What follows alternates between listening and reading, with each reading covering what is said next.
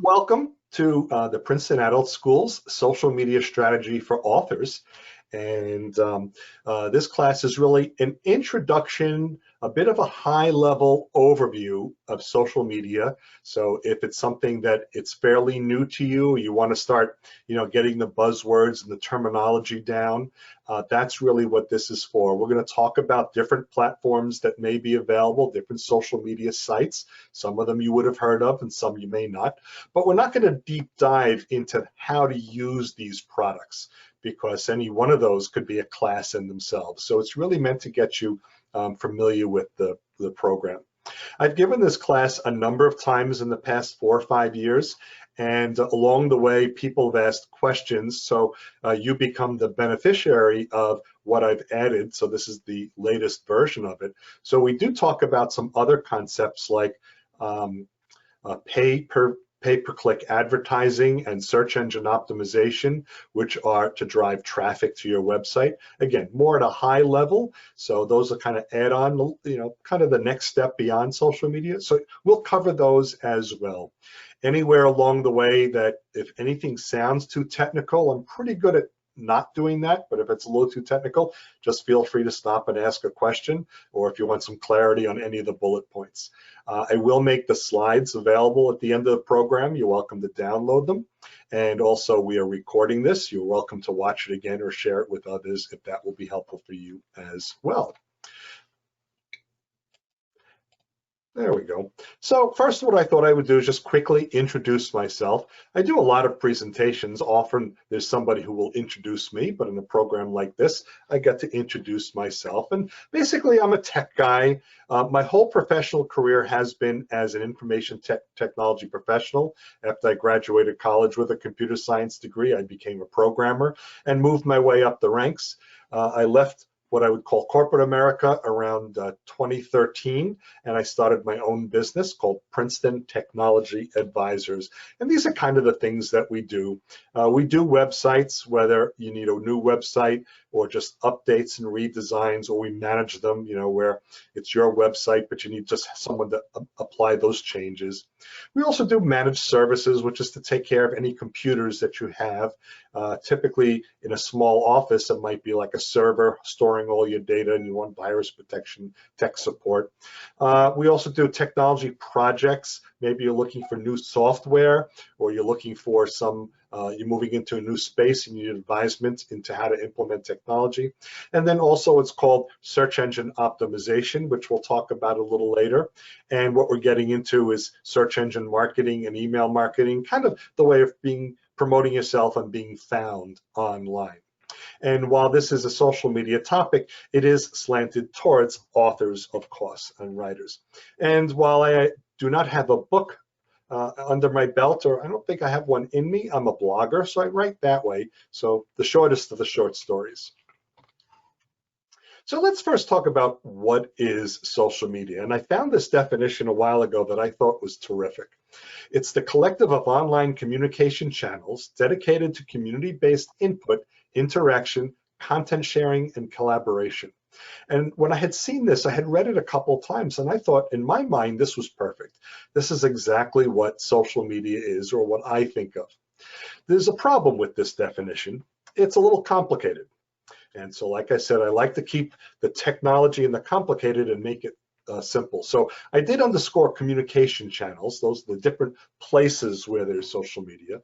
But really what social media is, it's using the internet to share information, or for people to use the internet to share information among each other. That's simply what social media is. And we're not going to get into the political climate related to it at all. It's just a means of sharing information. And I underline communication channels, and this is a social media strategy that I subscribe to. It's called Spoke and Hub.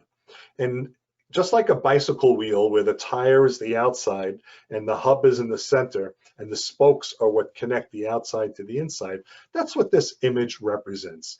The hub is your website, the center of all your professional and online activity. But you can have all these other types of things: PPC is pay-per-click. You can have email marketing. There are social media sites, e-commerce and shop bots. There's all sorts of things that you can use. We're going to touch on a lot of these on this time that we have together.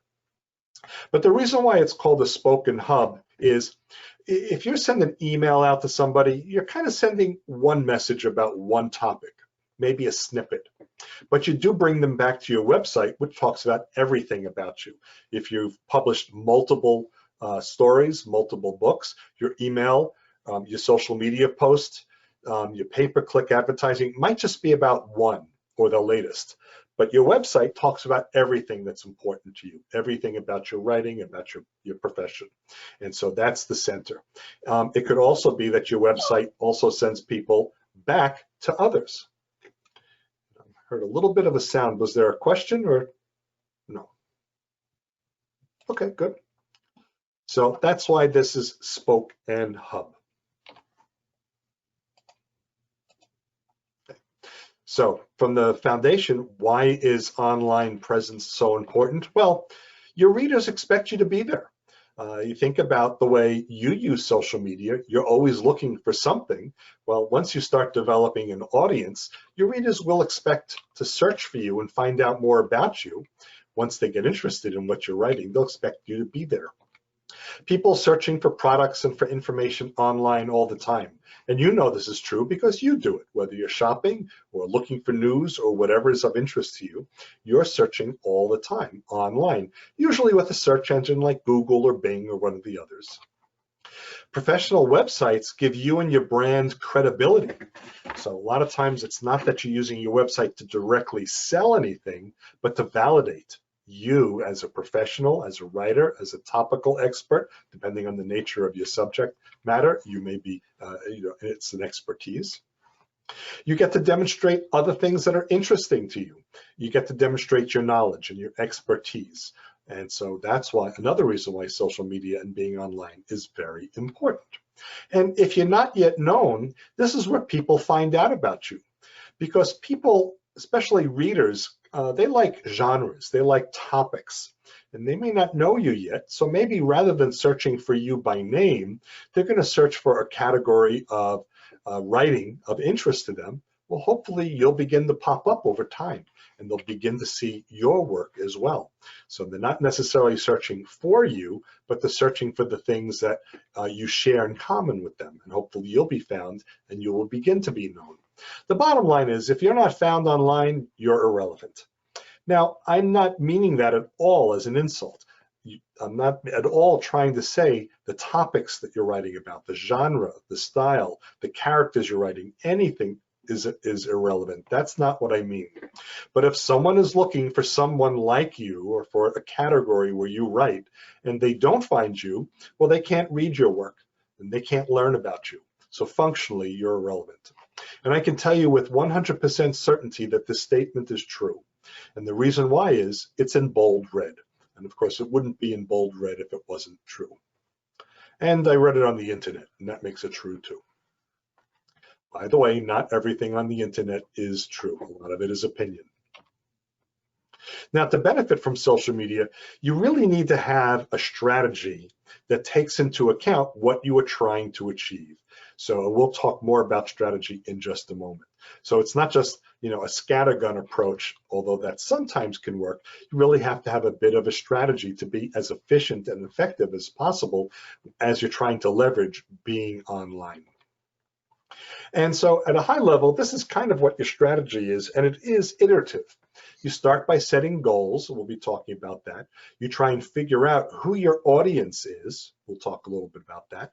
We'll choose a platform, and then you start creating content. You implement it by publishing that content, and then you start tracking and measuring your progress. How many likes are you getting? How many page clicks are you getting? Whatever's working, you keep. Whatever's not working, you adjust. You might adjust your goals. And so this could be iterative for a few times before you really get to a comfortable place or where you're satisfied with the strategy that you've put in place. So setting your goals, you certainly need to know your audience, who you want to engage with, because as you start writing content, you want to make sure it's going to attract the people that'll also be interested in what you're offering them, which is your characters, your stories, the genre that you're writing in. If you were selling software, you would want to make sure you reach the software audience. If you were selling clothing, you'd want to make sure you reach an audience that would want to buy clothing. In your case, it's readers. We'll talk more about that in more detail, but you want to make sure you know your audience. And then think about what type of content will you post. Some authors like to write or post parts of their book, or they write short stories. Some like to write other stories that are kind of augmenting the main topics or the main story of a book. So you have to decide what will be of most interest. You might want to discuss your characters beyond what the book has. Sometimes you do that through additional books, but sometimes there are side stories. That's up to you, but you have to decide what makes the most sense. Where will you post it? How often will you post it? That becomes important for your goals and strategy as well. I can't tell you exactly what's too much or too little. Clearly, if you are in a hot area, people want a lot of it, maybe a little bit more often makes sense. In other cases, less often makes sense. When I blog monthly. Actually, I've taken a little hiatus, but I tend to write technology topics, but to the layperson, not to technical people, basically my clients. And I do it monthly. That's what I found works for me. Also, make sure you know how to use the different social media channels properly, because without knowing how to use them, and you'll have to kind of learn those on your own once you find the places to be that are best for you. But make sure you know how to use them properly so you get the most benefit out of them. It's not just enough to have kind of a splash page or an account on one of these. You'll want to make sure that you're active and participate in the ways that your audience will be able to find you based on the type of content, all those things. And then have some expectations of what you want to happen as a result of your activity. Sometimes it's not always obvious until you start thinking it through. Do you want people simply to buy your books? Do you want people to learn more about you? Do you want to drive people to your website? So you have to decide what are the goals, and you can kind of tick them off and say all of the above, and that's fine, but make sure you understand what's important, because you'll figure out there's some things that are important, some are not, and you'll do the kinds of activity to make sure it optimizes for what you're trying to accomplish. Okay. So, any questions so far? Mm-mm. Okay. So, I mentioned the audience, the word audience a few times. So who is your audience? Well, there's a theater full of people. Maybe some of them would be your audience. But in simplest terms, your audience is who you want to reach with social media. That's who your audience is. Based on what you're writing about, you're not likely to reach everybody in the world kind of thing, but there may be people that are going to be very interested in the types of stories, the types of characters that you have. Or if it's not story and character based, if it's nonfiction, they'll be interested in that. So you want to know who it is you want to reach. And then you need to understand what's important to them and how to communicate to your audience. People of different interests will have will resonate with different things that you provide. So you want to make sure that you understand your audience so that you can be very focused on them and grab their attention. And one simple way of thinking of it, if your audience is very consumer-based, well, you would use layperson terms that they would understand. But if your audience is very industry-based, you can use industry and technical terms. And the same could be said for the genre that you're writing in. If you're writing in a genre that's mystery, there may be terms that are very common to people who read that genre, and you can use those. If you're trying to get more layperson audience involved, you'll have to use less of the terms specific to the genre that you're writing to, and make it a little bit easier to grab their attention. So you may have to need to understand how to reach your audience. So as an author, who is your audience? And I had found this article a while ago, and I thought that this was a good way of explaining who your audience is. Well, to start with, it's your personal reader network. These are the people that are really going to read what you're writing. They can be fans, friends, family, clients, anyone in your professional network or your personal network. These are people that really want to read what you're writing. So to start with, that's part of your audience. But then there's also the bookstore browser. These are people that don't yet know you. They probably look in sections or stacks for something to grab their attention. So they might just be browsing and hoping to stumble across something. So that may be part of the author's audience as well. They might see your book when they're shopping and then be interested, then they'll buy it. People who buy for others. So it could be, if you were buying for a friend or a coworker, someone that you knew may be of interest, you would be buying something that you think they would like, a little different than what you think you like. So these are also part of the author's audience.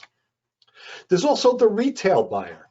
Now, I don't mean someone who walks in a bookstore, but this is the one who fills the shelves, who buys the inventory. And this is a great contact to have. This is a great audience to appeal to, because what happens is if you go back to your personal reader network, you're selling essentially one book at a time. But if you can entice the retail buyer, you're maybe selling a dozen books or 100 books. So you can sell a little bit more that way. And also the media is if it's possible that you can get the attention of someone who would actually review your book, a critic maybe, or a book club, that sort of thing. Again, what you're seeing is that as you're going down this list, you're going from the individual potential sale to someone that can give a lot of attention to the book. And so you have to think about, what is your message going to be? Are you going to write to individuals, or are you going to write to someone who may buy for other people? And so slightly different way, and maybe the way you're going to approach the content that you're publishing. So what should social media, what should online presence be about? Well, for most people, they think it's about me. What can I get out of it? I want this. How can you help me? It's all about me. That's the way a lot of people feel when they're looking online. How do I satisfy my urge, my need right now? But for those of us that have something to offer, it really should be about them. It should be about them, because most of them, it's about them anyway. So you want to try and get a message that makes it easy for them to understand what you're trying to offer them, how you can help them, what you can provide to them. So broadly, your message should always be one of a giver, want to give a little bit. There's a business networking group called BNI. Their tagline is "Givers Gain," and that's really what it is. The more you give, the more you get. You want to provide value. You want to share information. And it doesn't mean that you have to share a lot of information. The quality is much more important than the quantity. So if you can be helpful to someone, even fairly infrequently, that's what people are going to remember. And then whenever you're posting online, in social media, anywhere, always make sure you direct them back to your website. Because if you remember when I showed you the spoken hub, the sections that were outside the wheel portion on those spokes, they may be portions of a message, or one message, a subset of everything that's about you. But your website is more about you and your products and your services and your reading and your writings. So you always want to draw people back. You can tell them more, and there's also more you can do there. We're going to talk about websites. We're going to talk about some of these platforms in just a moment. So there are a bunch of social media websites for authors, and I cannot tell you that any of these are best or least. There's some you've heard of, some you won't. But again, as part of your social media strategy, at least remember that these are present, and they're available for you. And so we'll start talking about those. Amazon. So I'm sure you know of Amazon.com. If you didn't know about them before the a pandemic lockdown, we're probably doing most of your shopping online now, and they're the largest online bookseller. They're the largest online, what's called now e-tail, not retail, but e-tailer, their online e-commerce site. So, but they started as an online bookseller in 1994 as Amazon.com, and that's still their website. And these links, when you download the presentation later, these are live links, and they do offer several self-publishing services. So if you are not yet published, this may be a path to go down. They do have Publish to Kindle. So this is a program that helps you really self-publish your books as ebooks. And so they have a whole process that you can follow for doing that. They also have what's called Publish to Print. So essentially, you don't have to print out copies of your book and keep them in a closet waiting to sell them. You can print them basically on demand. So that's what Publish to Print is. And then Publish to Audio, this is for audiobooks. So if you want to get access to what's called the Audio Creation Exchange, another service offering that they have.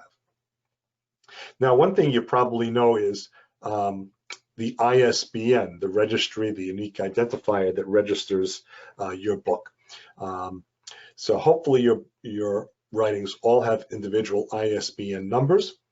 Amazon is one of the places you can get an ISBN. Just be careful, and I've learned this from a publishing consultant I know. When you get an ISBN from Amazon, a lot of other booksellers don't like to carry books that are published with an Amazon ISBN.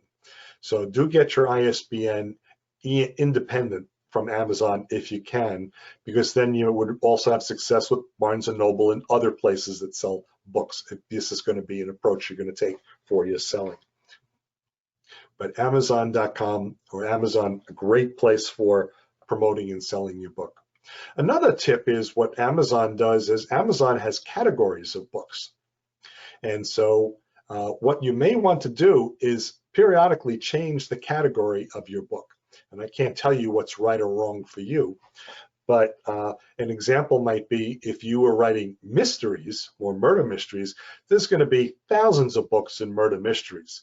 And if you're a fairly new or not yet well-known author, you'll probably not sell a lot to have the #1 sales on Amazon in murder mystery. But if you think a bit deeply about the content of your story, maybe what you'll find is there could be in another category as well. So what you may want to do is publish it and promote it in Amazon with a lesser known category. And then you have a social media blitz. Use email, Facebook, and others. We're going to talk about those. Let people know it's out there and to buy on Amazon.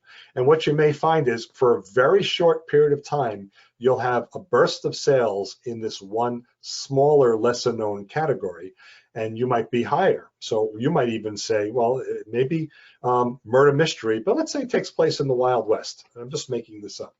Put it in the Wild West category. And then if you have a short burst, you might be #2 or #3 for that week in the Wild West category, and now you get to tout that. That's a big deal. So it's one of the things. So Amazon does allow you to change categories periodically. Amazon has, yeah. Can you tell on Amazon whether it's a popular category or not? When you're saying lesser known. I believe in this area, in the Author Central, you'll get more of that kind of information. Now, I'm not personally a published author. I'm probably not ever going to write a book. I don't know. So I don't have that kind of direct experience. I can put you in touch with a publishing consultant who may be able to help you in more detail. She's right in Yardley, Pennsylvania. But I believe, yes, you can. Author Central is basically where you begin to create your own profile page, and there's a lot of tools in here to help you publish and promote yourself more than just your book.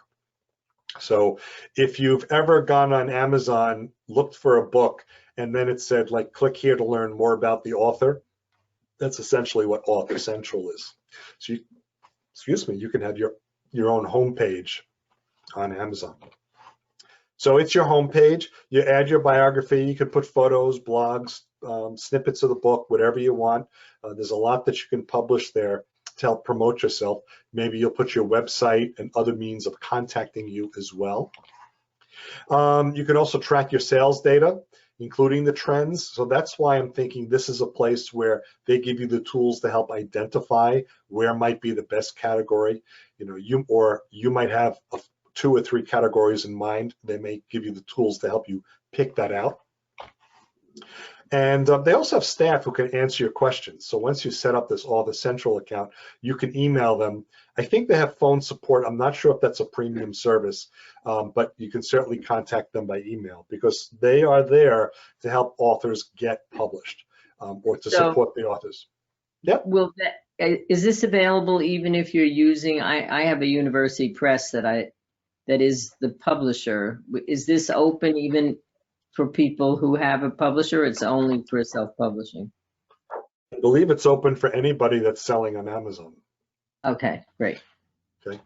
Yeah, and I don't know if University Press is going to have do they prevent you from selling your book on Amazon or on your own? I wouldn't imagine so. I don't think so. I'm sure they're not. Yeah. You know, before online, publishers had a lot of control over that. I think they're competing with the self-published and they want to give them more options as well. I see.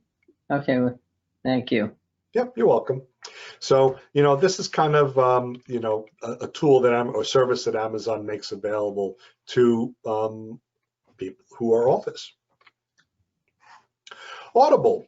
Audible is also now an Amazon company. It didn't start that way, but it's now an Amazon company. But if you are going to create audiobooks or spoken audio entertainment, that's where you would be publishing and promoting that type of content, right?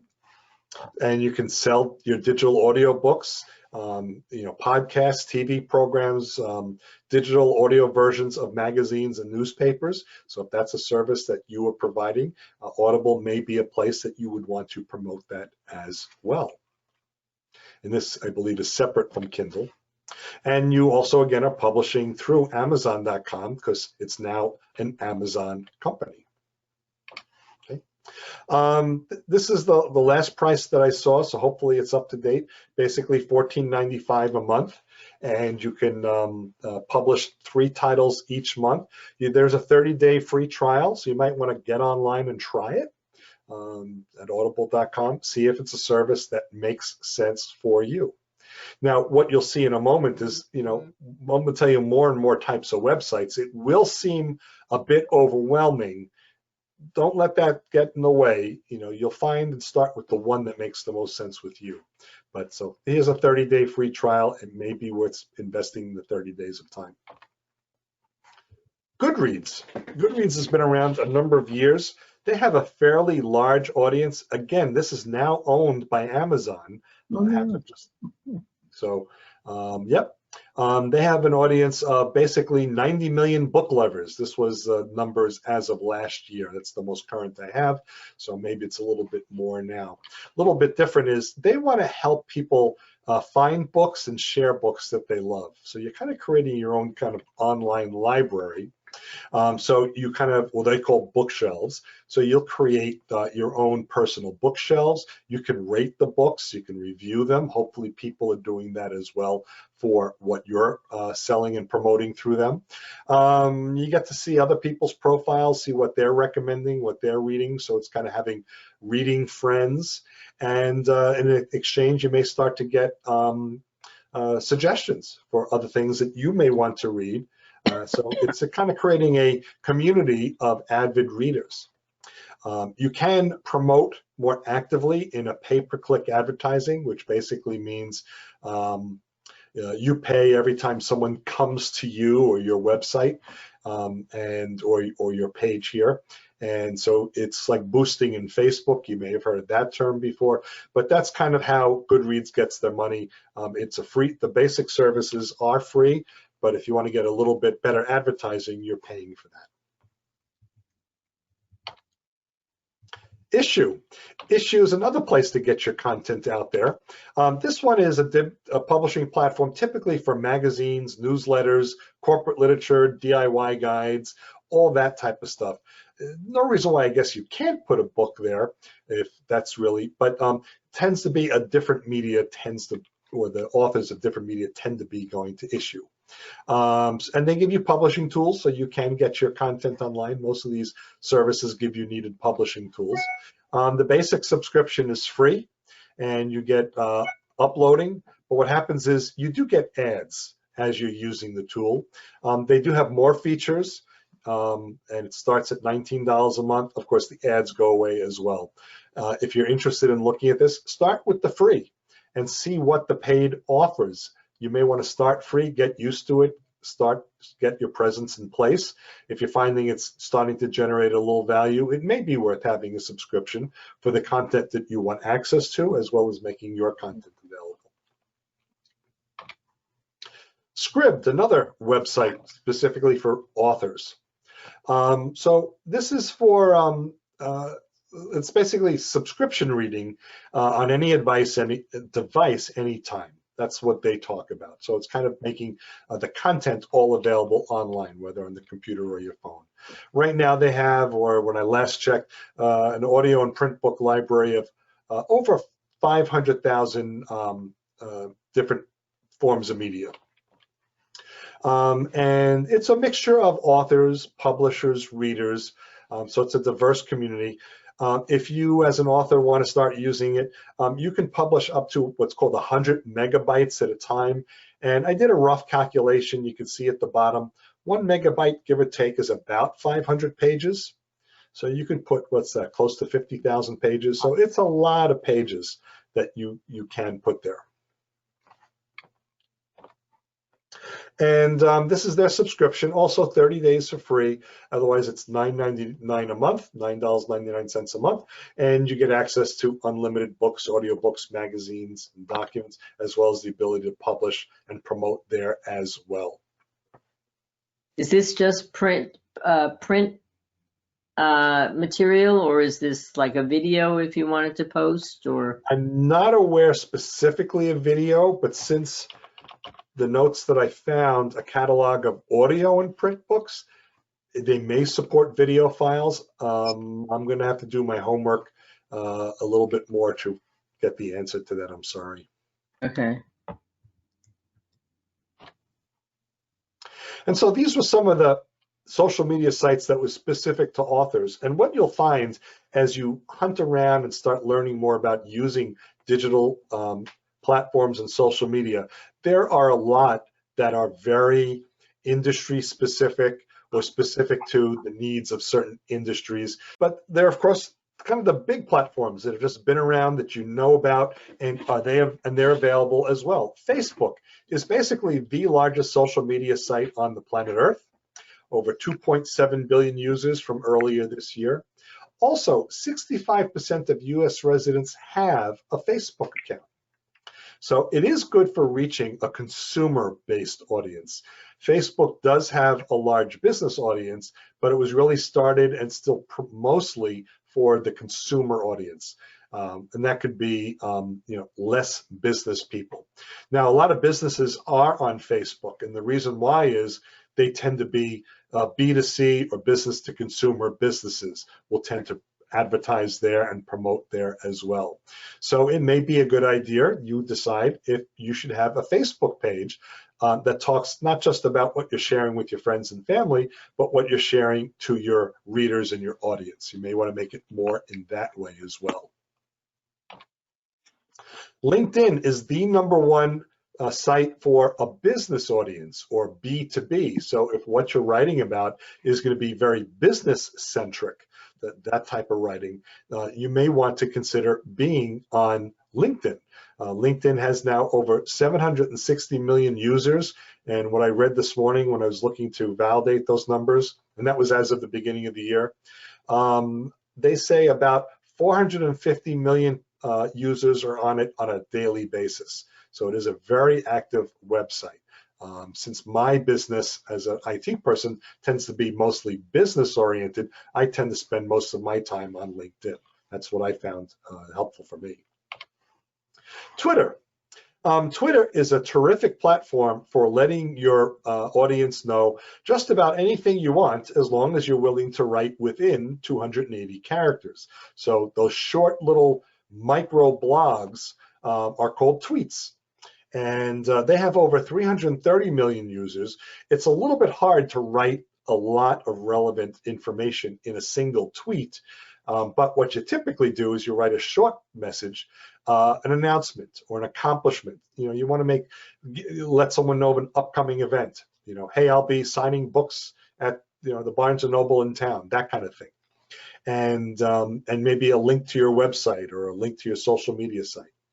A lot of people think Twitter is not a very viable platform. Well, it has 330 million users, and the statement I like to make, not a political one, just ask the President of the United States. President Trump does rely on Twitter heavily.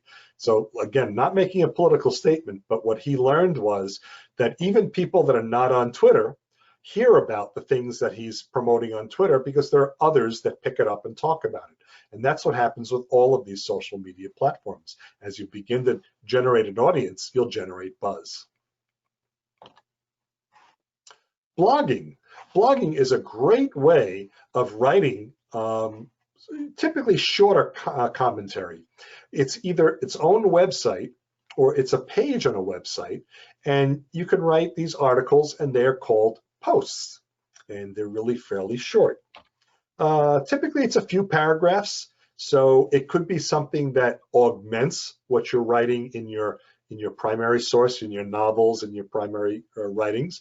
It could be supplemental. It could be opinions about other people that you're reading in the same genre. It could be a snippet of what you're writing, whet people's appetite. It can be on your own site. You can have a blog page on your own site, or you can find someone else that has a site like that. And you could also write about other things of interest, other expertise. So maybe you just completed a novel. Maybe what you're blogging about, what inspired you to write it? Why you're interested in the genre? Why are you interested in the subject matter? Why are you interested in the individual, especially if why are you interested in creating characters? Whatever. So it kind of augments your primary writing. The word blog actually is a shortened word. In the 90s, the 1990s, they used to call this a weblog. And then I guess as people said it real fast, weblog, they just got blog. They just shortened it. So that's where the word blog comes from. Oh, there's one of my intermissions. So how you doing? Any questions so far? Are you overwhelmed? You need to go get a sandwich, take a coffee break? All right. One thing I just wondered, looking down ahead, are you going to talk about some of the tips for using these various sites effectively? Because, so for example, in Facebook, there's a personal and there's a professional site. And so just various more specific things about some of the sites. Will you be doing some of that? So I'm not going to deep dive into any of the specific sites, but really talk more about social media as a strategy, best practices and tips and tricks. The general rule of thumb is you don't have multiple accounts on any of these social media platforms. So if you had a Facebook page for family and a Facebook page for your writing, and it's all under your name, if I remember, your Mimi, someone who finds you may find, if they're one of your readers and they find your personal page, but you kind of lock that down to friends and family, you're going to kind of confuse them a little bit.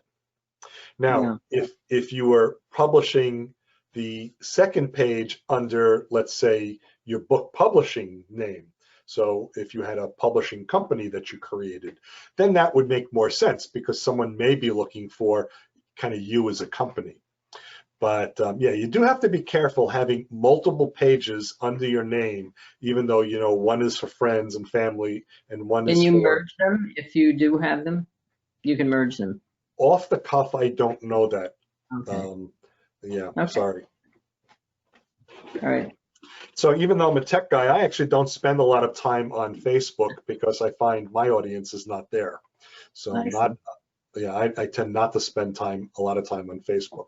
There are a couple of tech sites, and then LinkedIn, I spend a lot of time looking for clients, getting information about clients. So I use the social media that way, not as an author so much. The only writings that I've done, I write my own blogs. I don't post them in Facebook. I don't post them in LinkedIn. I post them on my site. But what I do post on the social media sites is, hey, I just wrote something. Go over and read it. There's that spoken hub again. I want to get them back to my website. And so the other sites that I use, the strategy there is bring them back to my website to read the topic of interest. When I send emails out, I might send a paragraph. Hey, I just wrote best tips for email marketing. Go read it here. And then send them back to my website. So that's the strategy that I like to use. Okay. Yep. That was a long answer to the short question. No, it's good. Yep. Other questions while we're having an intermission? Sort of. I'm not exactly very coherent at the moment. So just talking about blogging, I actually am interested more. I am working on a novel, but I run a blog and I'm about to start a second one with some friends. And we're just wondering how you use other platforms and what ones are really good for promoting a blog. I don't really know how to answer that because you're going to want to be on platforms where your audience is, and I don't know your audience. So for instance, if you found that Popular Mechanics had a blog and it was open to everybody, but you're not doing self-help and engineering, there's no need for you to be there. Mm-hmm. You know, so you want to find if there are people who are in your genre who may be having blogs and they're inviting other people to write, you know, that kind of thing. You certainly want to, again, the strategy I had in the Spoken Hub, what I would like to do is still post on my site, but use the sites to let people know I've posted, go read it, you know, go here to read it. So I like that strategy. So you might find some of those other social media platforms in where your audience is and let them know that you've just written. Okay, thanks. Does that seem to make sense, or is that not quite where you're going down? Was I not clear for what your need is? Oh yeah, no. I get that. Okay. Yeah, I think I'm with Mimi too. I think a lot of it is just I'm not really savvy when it comes to the different platforms. You know, I mean, Yeah. I'm on Facebook. I have a Twitter account I never use. I even have an Instagram I've never used. We had someone else set up a bunch of stuff when we started the blog, and then I just never did anything with it. So. Yep. Yeah, and then, you know, when you have this, you set up the Instagram, you have the Facebook, you've got the Twitter, and you have these accounts, a lot of times the reason why we don't use them is we're overwhelmed. What am I going to do? It's so much. Well, go back to what I said early on about creating a strategy. If you can kind of write it down, you know, I think my audience is on Facebook. I'm going to concentrate there. Just start with the one. You know, it's like that little old joke, how do you eat the 1,000-pound elephant? Well, that's overwhelming, but one bite at a time. That's the answer. So social media and digital marketplace is really the same thing. One bite at a time. Okay. Okay. Intermission is over. Let's talk about websites. Okay. And there's a monitor and a tablet and a smartphone. So you certainly want your website design when you're building your website, and most of the social media sites, if not all of them, do this. You want it to be able to display well on a mobile or a smaller monitor. It's called a responsive design. And the reason why they call it a responsive design is the web program itself knows what type of device it's running on. And so it knows that if it's on a computer, it's got a wide screen. But if it's going to be on a tablet, it's going to be square. And if it's on a phone, it's going to be tall, narrow, and small. So it adjusts the content. So if you're going to be building your own website, you're going to want to make sure that you do build it with a responsive themes, responsive design. And it's really the easiest way to build websites now. You don't have to think much about it. So when you talk to a web programmer, you do it yourself, it's not a problem. No one should be charging you more for this. It's not like that. Years ago that it was, but now it's all built in, it's easy. So just be aware, you wanna make sure you wanna be on multiple platforms. So deliver or view the pages in variable sizes and they adjust automatically. And it, like I said, adapts to the screen size from desktop computer to mobile phone. And it is a very flexible way for us to design websites. So this way it automatically shifts. And a good way to tell if your website is responsive is if you're watching it on a laptop, on your browser, on a laptop or a computer or a desktop computer, grab the corner with your mouse, use your mouse, grab the corner and squeeze the browser to be narrow. The content should start to squeeze and elongate automatically. If it just kind of becomes smaller and smaller like an eye chart, it's not a responsive design. But if the pictures start lining up and the text gets a little smaller, line up vertically, it's responsive. 20% of millennials, that's the age group, 22 to 38, do not even use a desktop or laptop computer. They are primarily using mobile devices. So if you are looking to reach an audience that is in that demographic, you're going to want to make sure you have a responsive website because they're likely going to be looking at the content on a phone, not on a bigger computer. I remember when my nephew went off to college and he just graduated, so 4 years ago, I asked him if he's going to buy a new laptop to take with him. And he kind of moaned a little, yeah, I have to, the school requires it. I was happy to use my phone. So, and he's in that age group. He's right now 22, he's about to be 23. So he's a millennial. That's the mindset. But about the content that you put on your website, you want to be descriptive, but you don't want to be too wordy. So you don't want to kind of make it hard for people to get through the content of your website. Content on websites tend to be written fairly much in a hierarchy. People get to your home page and then they can click on menus or links and get to other pages. Once they start going to those other pages, they're a bit more emotionally vested in your website. And on those other pages, you can write a bit more content. But in the beginning, you just want to grab them. You want to give them, it's like a headline. You just want to grab them. You also want to make sure you use keywords in the text. These are words or phrases that are going to relate directly to the content of your website, as well as the common words and phrases that people would be using to search for a website like yours. And as an example, I had a discussion with a gentleman about a year ago. He wanted to put a lot of his characters in his website and talk about his characters. And he felt the characters were very important to his novel that he wrote. And what he was writing was a novel on historical events. And it tended to be in the 19th century. So he had these both real and made up characters.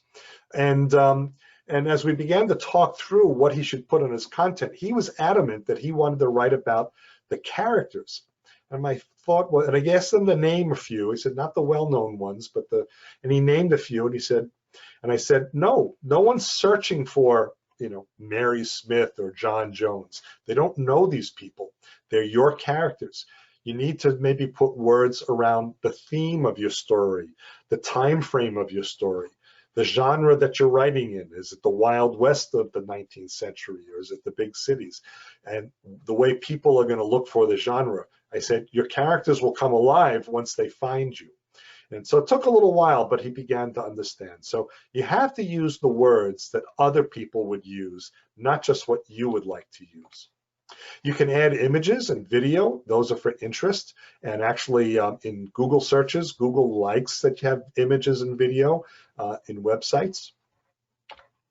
You can add links to other websites.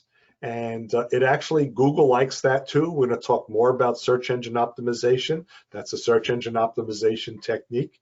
So, and the other websites should be fairly close to the meaning or theme or the story of your own website.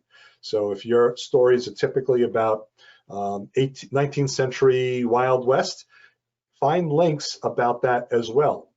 It could be historical, it could be, or not, and but you want to have links there, because what Google says is, oh, not only is your content about this subject, but the things you're interested in, the links are about it as well. It helps. Your web content also must tell a little bit of a story. So you want to talk a lot in the website from page to page to page, kind of a little bit of a common theme. So those keywords and phrases should flow through the different web pages. So Google sees that it's consistent. If it changes too much, Google gets a little bit confused. And it's harder for Google to understand how relevant your website is going to be to the content that's there.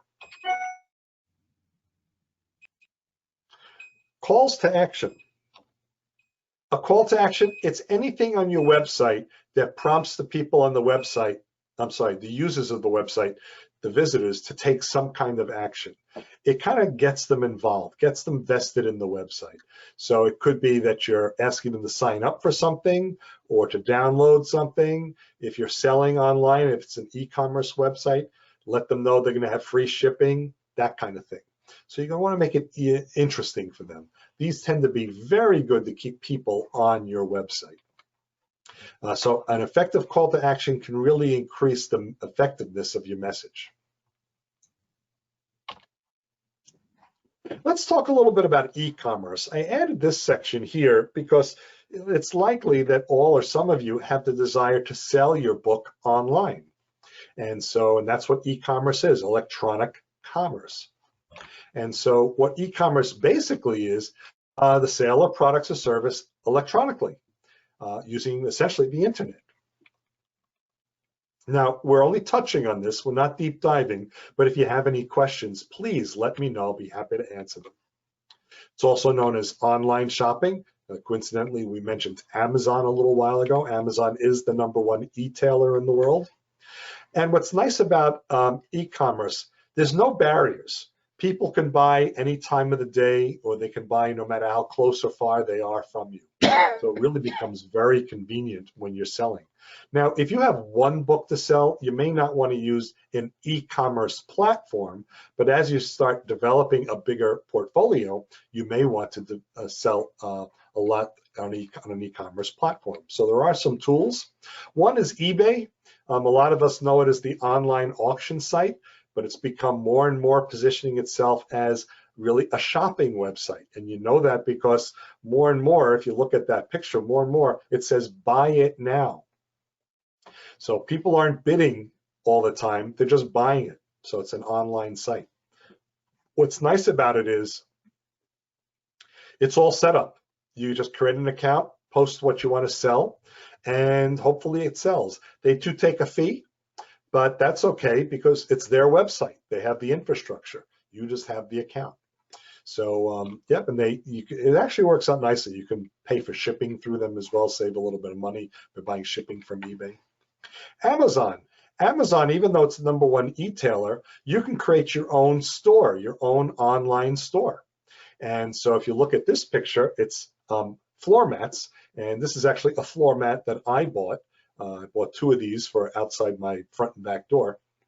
But if you look, it's being sold by Matt's Factory. It's not being sold by Amazon.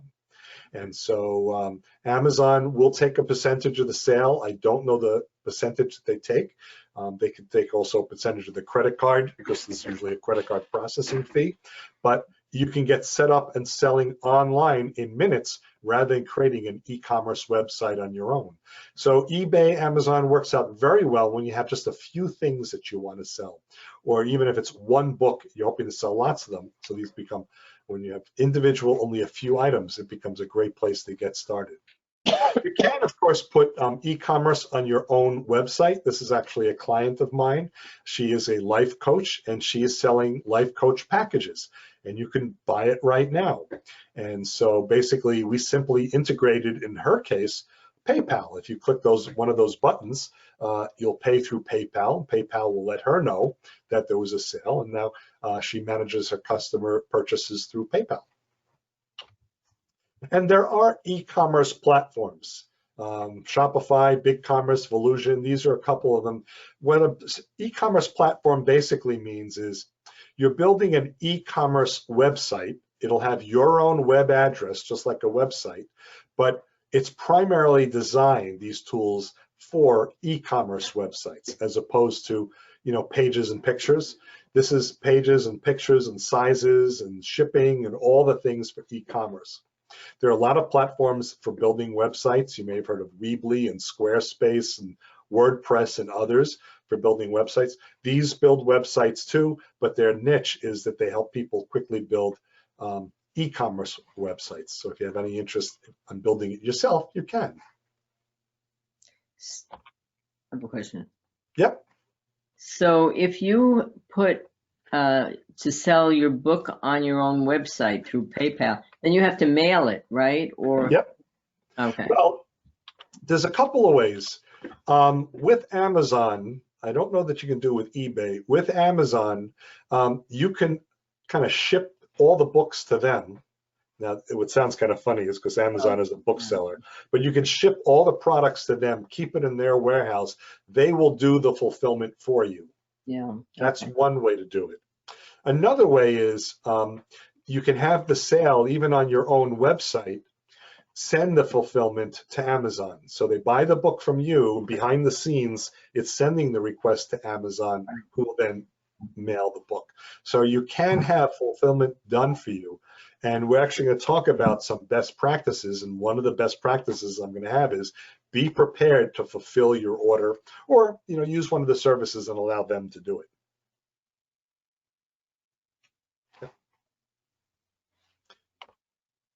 Okay, So thanks. Oh, yep, you're welcome. So the first thing with e-commerce, make sure you make a good first impression. I don't know if this guy's making a good first impression for, I guess he's going on a date or the prom or something, but you want to make sure you have good copy, good quality images, everything really needs, so, look professional. Make sure the e-commerce will display well on a mobile device. Most websites do that, so that's good. And if you can collect and show customer reviews, that's terrific, because you would love to have someone else say that your book is worthwhile buying and reading. And make it easy to make a purchase. I like that you show the prices up front. That's something that I really like. As an example, I don't know if you've used Best Buy for any of your electronics shopping. Best Buy and some of the electronics retailers sometimes make deals with the manufacturers, and then they are not allowed to show the price on the website until you put it in your shopping cart. So imagine that you find a TV that you like, you don't know how much it costs, you have to put it in the shopping cart. Now it's in your shopping cart. Is the price worth it to you? Do you want to pay that or not? If not, you got to take it out of the shopping cart. I just think that's a little annoying. Show the price and make that available. Have appealing shipping options. Sometimes it's free shipping, sometimes it's fixed price shipping, and make it easy to check out. So as you build on your own or use one of these e-commerce platforms, do make sure that that's the case. And as I mentioned before, be prepared to fulfill the orders. I have one client of mine who's a custom woodworker, makes beautiful furniture and cabinetry, custom made. And I built his website, and his business is improving. He's very happy. And he said, David, now I'm prepared to do e-commerce. And we began to talk it through a little bit. And I said, let me ask you, if you wind up being successful and you start increasing your business by 10% fairly quickly, can you produce and ship these products timely? And he thought about it. He said, yeah, no, I'm not ready yet. So do make sure that you are ready. So have the inventory and be prepared to fulfill it. Some tips for your website and some other social media. You want to add social media buttons with links to your social media site so visitors can more easily connect with you. So if you have that Twitter page or Facebook or LinkedIn on your website, have those buttons there. Let them connect with you. On the flip side, add social media share buttons so visitors can begin to like and share your content. So if you put a blog post or if you put something of interest, they can connect and share it with their network as well. So you want to put these on your website when you can. So after talking about all this, which is the best social media platform for you? And a lot of people think that this is the slide that they wanted in this presentation. They just want to know, where should I be? You can't be on every social media platform. There's just not enough time in the day. Now, if you grow big enough and you have a social media person helping you, or a team, yeah, you can be on more platforms. But if you think about it, you also need to, well, you have your personal life, and you also have, you may be writing your next novel, your next book, you're busy with other things. So you have to allow time for social media, but you don't want it to take up too much time. So you want to be on the platform that's most relevant to your audience. What is your genre? Where is your audience? And then also find authors in your genre and see where they are. Go to their websites and their social media. Find out where they are publishing. A lot of people say, no, that's wrong. I don't want to be where my competitors are. I want to stand apart from them. Not really. The reason why is your competitors, if they've been doing this for a while, or peers, we'll call them your peers who are in the same genre as you, they kind of figured this out already. You might as well be where they are. So when someone is searching for your genre, not only do your peers and competitors come up, you do as well. Another example of that being where your competitors are is the fast food industry. Think about whenever you decided you're going to go out to a fast food restaurant, you're driving down the street. I'll just make up one. You come across McDonald's. Well, what's across the street from McDonald's? Burger King, Wendy's, KFC. The fast food restaurants are all pretty close to each other on busy streets, because what they figured out is that even though you said, I'm going out to a restaurant, you may not have figured out which restaurant that you're ready to buy from today until you see what's available. So you want to do it the same way. Home Depot and Lowe's, the big box home builders, they have a similar strategy. Actually, Lowe's does. Lowe's does not have a very big budget for figuring out where they should put their next Lowe's store. And of course, Lowe's is big, and probably every other town has one in New Jersey. But what Lowe's does is they build their stores near Home Depot. Home Depot tries to figure out where the best place to put a store, and Lowe's puts one nearby. And so that's what they do, because they figure if you drive down the street, if Home Depot is one side of the street and Lowe's on this side of the street, you may go into Lowe's and not the Home Depot, depending on what side of the street you're on. And then you'll kind of experiment a little bit, see what's working. So if you are active on a social media platform and you're getting some page views and you're getting some likes and you're getting some forwarding and retweeting, if it's working, you stick with those. If it's not working, try something else. Try the next one. And that's really how you find the one that's best for you. There's no way that anybody really can tell you which is the best for you. So what do you do next? Pick that one tool. Maybe it's the one with the 30-day free trial, or a lot of the tools have free accounts anyway. Pick the one where your audience is and start to use it and become comfortable with it. Sign up and create an account. And then if you need to, get some how-to assistance. You can find webinars, YouTube videos, have lots of YouTube video for just about everything. Ask some of your friends and family what they use and how they use it. They'll be able to give you advice. There are classes. The Princeton Adult School does have some social media classes. I don't teach them, but you can look in the catalog. You can find a consultant who is savvy in social media marketing to help you as well, if that makes sense.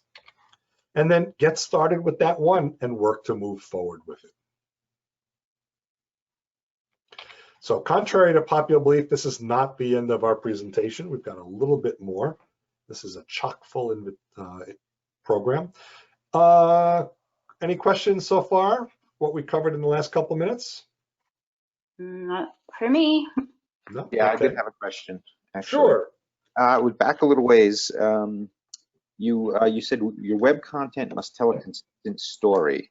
We're talking about keywords and adding images to the website, links to other sites. Could you expand on that? Your web content tell a consistent story? Sure. And actually, we're going to go into more detail in a few minutes. There's one gentleman that I know who is maybe he's a little bit of a Renaissance man. He's an IT guy, so he does like web building and stuff similar to what I do. He's into green and sustainability, so that's a passion to him. He's an artist. He paints and he draws and he sells his artwork. Now, as much as that's nice that he has these interests, they're all a little bit different, even though they're all part of his personal makeup. You know, there are some people that are tech people are interested in that business, some that are interested in the sustainability, and some that may like his art. He chose to build one website. Part of his website talks about technology, and part of his website talks about sustainability and gardening, and another part of his website talks about his artwork. That among all the pages on the website, that's not a consistent story. So if someone looked at this website, they would say, what's this person about? What's this website about? He's all over the place. In that case, my recommendation to him, which he knew because he's in the same tech industry as I, have 3 websites. Let one website be about the technology. Let another website be about the sustainability and green gardening and all that. And another website be about your artistry and why it's of interest to you. So there is an example of how it's not really telling a consistent story. Yes, there are pages that tell a story and other pages that tell a different story and other pages that tell still a third story. But across the one website, if Google is trying to figure out what this website is about, Google would be scratching its head going, I'm not really sure. What should I be, how should I understand what this is? How should I serve it up to someone who's looking for something like this? Is that that's part of SEO? I mean, is that yes. Google uses that? Yes, we're going to talk at a high level about SEO. We could talk about SEO for hours, but we're going to talk about that in just a few minutes. But search engine optimization, right, is you want to be able to have Google understand what your website is about. And then when your website links to your social media should have a similar message. So I would not have, in his case, his IT website click to his artistry website and click to artistry social media pages or artistry sites. It's confusing, but I would say that he could link to other technology pages or articles about cloud computing, or articles about websites, things like that. Kind of keep the theme all the same. So that's what I mean about keeping a common story. Consistency of terminology and all of that. Right. It's interesting because there is a school of thought, at least anecdotally, that I've seen where authors in particular do put all different types of their interests on their websites and in their social media. So that's interesting. That's yeah. So you have to balance it. I don't think I would have had a problem if in his About Me page on his tech website, if we just use that, you would say, I'm a technologist, but I like green gardening and I'm an artist. To mention that so your reader gets a little bit more depth.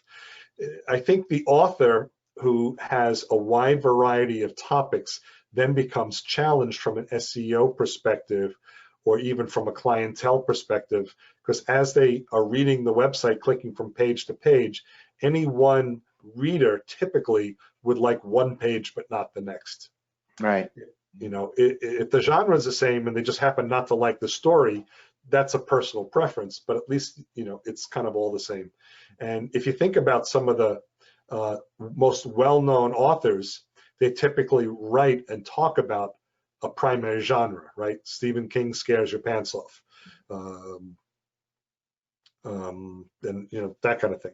Right. Yeah. No, it makes a lot of sense. Grisham is primarily law-oriented, and so yeah. Interesting. Yeah, but we'll get into it a little bit more. Again, we're talking high level through this program, but we're going to talk about SEO in just a couple minutes. Yep. Anything else before we move on? No. Back from your cup of coffee. Good.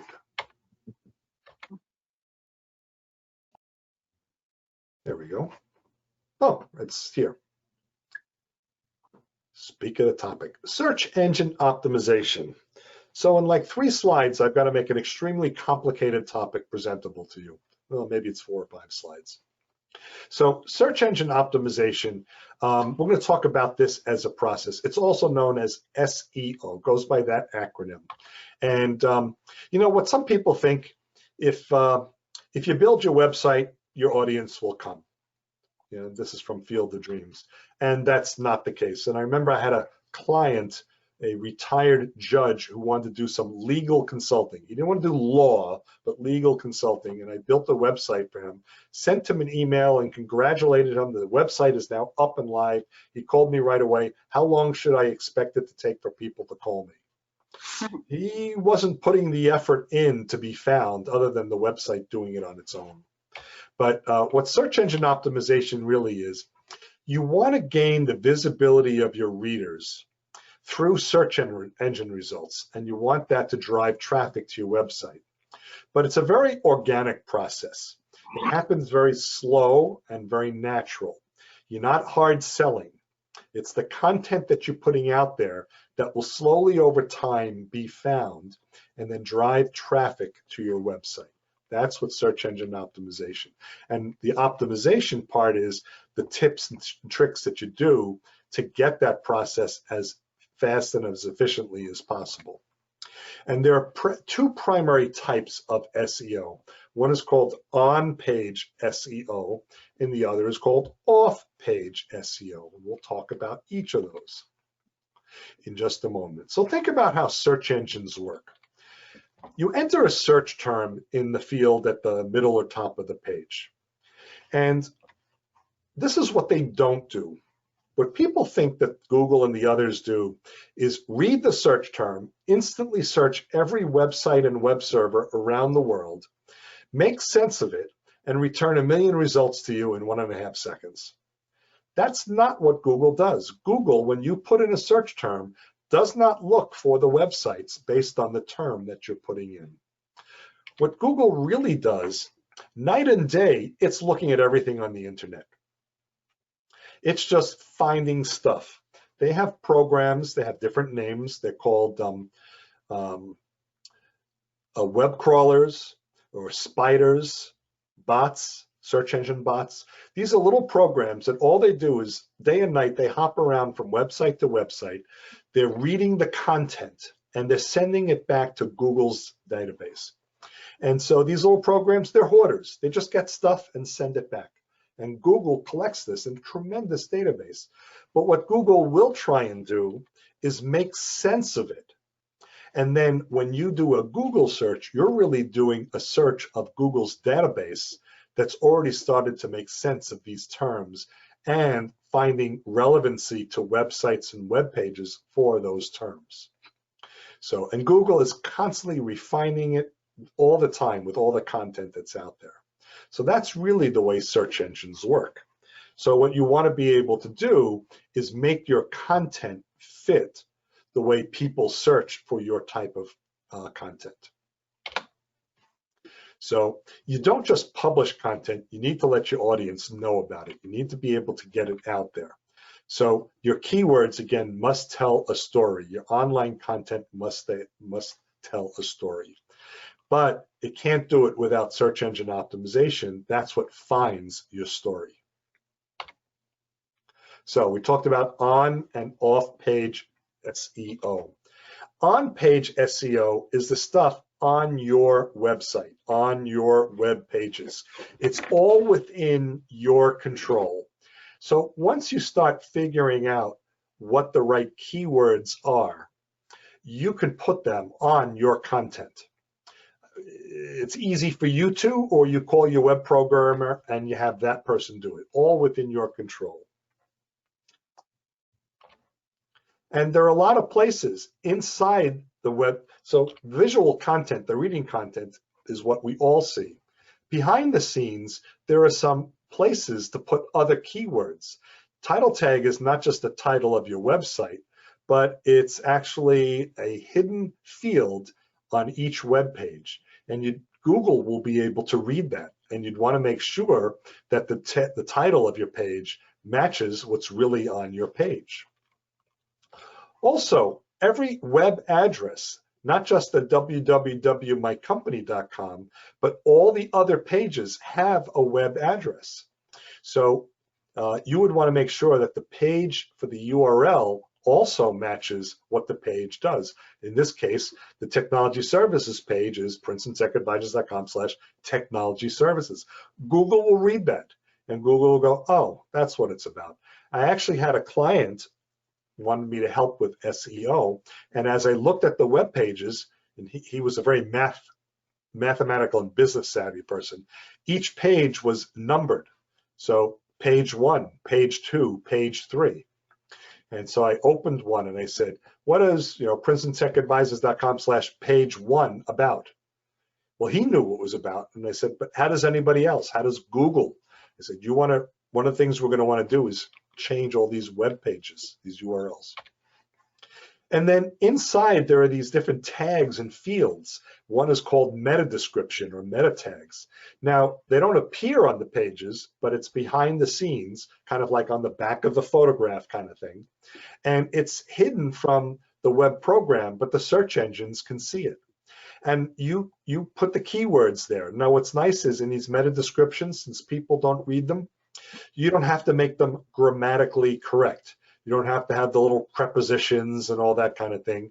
You don't have to have the tense correct. The first person, second, third person, that kind of thing. What you want to do is have the keywords in there, because Google will read that.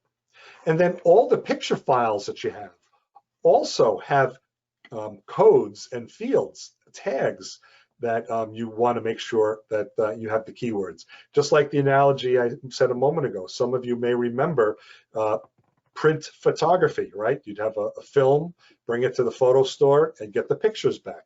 And then you put it in a photo album. But before in the photo album, on the back, you might write, 1980 summer vacation. So that if you ever go back to the picture, you know exactly what it is. Digitally, that's what these are. You put the keywords. Nobody sees them, but the search engines do. So these are all places, and there's a lot more where you begin to put some of the content and the keywords. Now, if you have your own web builder like Weebly or WordPress or one of the others, they give you some of the tools to do this basic stuff. So if you're the web programmer for your website, you can do a bunch of this on your own. You can't do the deep diving stuff, but this sort of stuff you can. Off-page SEO is a little bit harder. And the reason why, it's not on your website. It's other people's websites. So when Google sees on a website a link to your website, well, that's like a reference. So that's very powerful. So you want to try and get off-page SEO activities done as well. So this really kind of tells Google what the world outside your website thinks about your website. So it gives the outside world. The most important ones for relevancy, it's called link building. You want to have links on other people's websites pointing to your websites. Easier said than done. You may find somebody, maybe another author, maybe a publisher. You're the author and they're the publisher. Ask them to put your link on their website. In exchange, you'll put their link on yours. A tit for tat. And that'll help them and that'll help you. Also, your social media pages. Those are within your control, but it's not on your website directly. So put the links of your website to the social media site. And like if it's a Facebook page or someplace else, put on your Facebook page links back to your website. On each of your posts, whether it's Facebook and other places, back to your website. That'll help give you some off-page SEO. So all your social media sites become a great place for SEO. In order to find the keywords, Google does give you tools. They're free. One is called Google Trends. Google Trends, so that's one of them. Another is called Google Ads, for putting AdWords. We're not covering Google Ads today. Now, you don't have to make an ad, even though an ad is free, but those will have tools where you put in search words and Google will say how much it likes it, and if there are other terms and words that it ranks similar and stronger or weaker. So it may give you some direction. So if you put Wild West, and they may come back and say 19th century West. I'm just making something up, that more people might search for that. You would want to change your content to what Google suggests, because Google has billions of searches and it's collating that information for you. So ways to improve search engine optimization. Start with the on page. It's the stuff within your control. It is on your website. Off page, it will take a little more time. So do that next. Or whenever you have the opportunity, you seize the opportunity to get your website on somebody else's website. Okay. Promote through social media. That's something you can do. Promote in the blogs that you're posting and writing. You can do that. And like I said, tit for tat. Ask one website owner if they'll post your link if you post theirs. Sometimes they'll go along with that. Okay. And your social media platforms. And if you have the opportunity, submit articles to industry and to online magazines or other places where you can get some visibility as well and draw people back to your website. Every once in a while, the US One magazine writes about something that I've blogged about. And I've asked them, I said, sure, publish it for free. Please put my link in the post on your article. And they do that for me. Google Analytics, or we'll call website analytics. Okay. And what this basically is, this is monitoring the performance of your social media activity, your website, wherever you're active online. And you can make changes, hopefully, for the better, depending on what you're seeing in the performance. So you get to measure the effectiveness of all of your digital presence. You can identify what works, helps you make better decisions, focus your time and investment on the most productive areas. So for example, if you post on a social media site like Facebook or LinkedIn, are you getting a lot of likes? That's a very easy analytic. You're getting a lot of likes. Are you getting a lot of retweets? Are you getting a lot of forwarding to friends? That kind of thing. So are you seeing those? On a website, how many people are coming to my web page? How long are they staying on the website? Where are they coming from? Are they coming from nearby my home? Are they coming from the United States? Are they coming from other countries? You can see a lot of information from Google Analytics. And then you have some goals. We talked about that earlier. Are you achieving your goals? And if you're getting the results that you want, you stick with it. If you want, you tweak it. So Google Analytics is completely free. The website is analytics.google.com. So if you have a Google account, it's completely free. In Google Analytics, they basically give you an 8-digit code. I think it's 8 digits.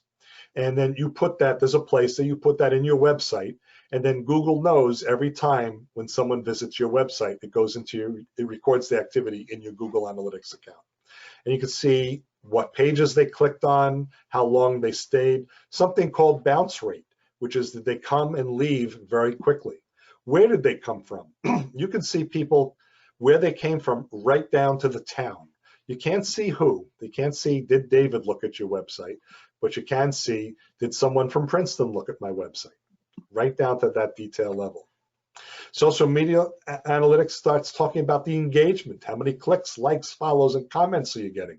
How many impressions? How many people are looking at your content? So that becomes very helpful information. You might see a trend. Well, when I write about this, I'm getting a lot of activity. When I write about that other thing, I'm not getting as much activity. And so you may want to focus on where you're getting the activity. You decide on what to do with the information. The social media sites, Google can't tell you what to do. Typically can't tell you if the results are good or bad. So you'll have to figure out on your own. So you'll try a few things and then you'll adjust your strategy as needed. It may mean you'll go back to your website, you'll go back to your social media site, update the content and the keywords. So you'll have to figure out exactly for yourself. And so you'll want to look at your analytic results probably about every 2 months or so to see trends, maybe every month to 2 months.